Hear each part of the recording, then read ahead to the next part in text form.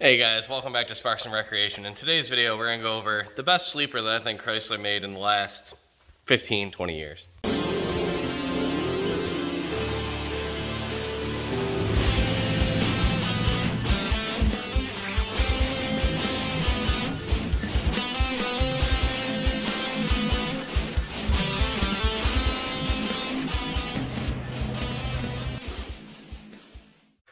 So when you think of turbo four-cylinder Chryslers, a lot of people think of the sleepers of like the GLHS, the Spirit RT, the cars from the 90s that they put those turbo 2 motors in, but they're very unreliable. PT Cruisers came in a bunch of different variations, and this is the rarest one you could possibly get. So why is a PT Cruiser cool? Well, it's not, but I'm going to explain kind of how it is at the same time. So if you look at this, it seems a little shorter than a normal PT Cruiser because most people don't even realize or notice that you could order these in a 2-door convertible with a roll bar. Pretty cool. These mostly had the Dodge Neon motor from the previous, like the 2000 to like 07 Dodge Neon with a 2.4 non-turbo, which is not very exciting at all. However, in some models of the PT Cruiser, you actually order the SRT4 drivetrain. All right, so we're starting to stack up the cool stuff, right? 2-door, turbocharged, SRT4 differential, SRT4 drive shafts, tuned suspension, and very, very few of these could be special ordered with a G-Trek 5-speed. So this car, ugly little PT Cruiser, is actually a SRT4 Neon in disguise that you could never order an SRT4 Neon in 2-door. This one you can, and it doesn't have a roof from the factory. These came in 2 variants. There was the turbo and the high output turbo. So turbo model made 180 horsepower. High output turbo made 230 on paper, but it's reported that on dynos these made over 230 to the wheel, which means it was actually making closer to 250 from the factory.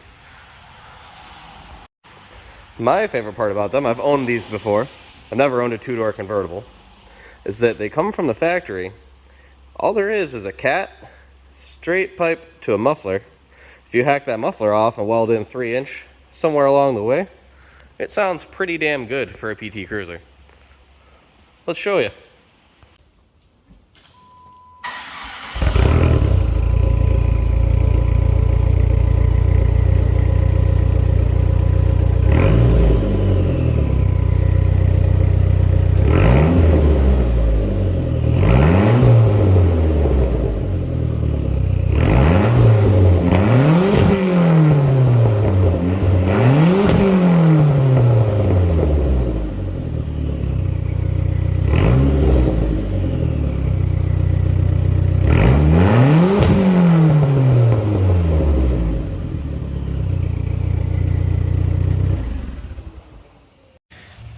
All right, so you've seen how it sounds.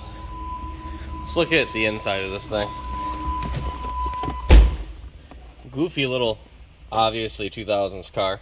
This is the exact same dash panel out of basically a Neon, except for you have your window controls up here. What's kind of weird is, see this? It's these little tiny side windows.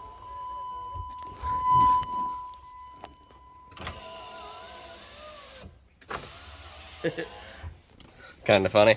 And the top just as simple as this. You hit the button, top comes up. I prefer it down in this thing so you can hear it when you're driving because it's kind of cool sounding. Alrighty. This one has 136,000 miles on it. I have the key just turned to on so all the lights are on, but it does seem to lock itself every time I get into the vehicle, which is a little weird. Has an okay stereo for what it is. So I'm going to put these American Racing wheels on it. I actually prefer the stock wheels over that, but whatever, it is what it is. Not much we can do about it at this point. And there we go. So 2.4 turbo. Somebody's done an intake and some other little stuff on it. It's like a recent radiator. It does actually have a code currently for the radiator fan, which is a nightmare to get to. The only codes this has on it are for a heated oxygen sensor, the circuit, and the cooling fan rationality. So those are two common problems on these cars. Should be fairly easy to deal with. It does have a trunk space. You have to pop it through the glove box, which is another thing that was kind of popular in the 2000s. See your button there. This one's got leather, every option you could get at the time. So, numbers.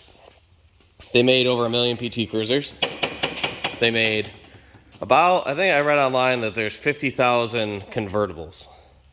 But, less than 10% were two-door, less than 10% of that were leather, and only like 6% were manual, which works out to be about 800 cars over the course of the time that they made these.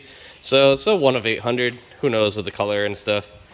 Very uncommon vehicle, you're not gonna see these very often. Most of them were kind of forgotten about and used up and scrapped. There is a weird little cult following for people that like these things. I happen to be one of them. I think it's a cool, weird little car. At the time, they were super popular. They sold, it was like one of the best-selling cars Chrysler ever made in that era of time.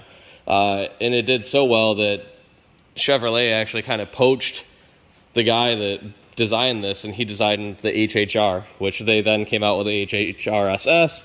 I would wonder if there's more of these or HHR SS panel vans. So the rarest HHR is an SS panel van, which I know there's a couple hundred. And there's only a few hundred of these. I don't know which one's faster. We need to find one locally and race them. So I'm going to show you a video of this thing driving, get kind of a review of how it actually drives and what it's like to be behind the wheel of quite the machine we have here in the next video. Thanks for tuning in. I just think it's cool, weird. Maybe you think it's cool, weird. If you like weird cars, maybe you already knew about this, but almost everybody I tell, they don't believe me that this thing actually has the SRT4 drivetrain in it. If you look online, it has like forged internals and everything. So we got her.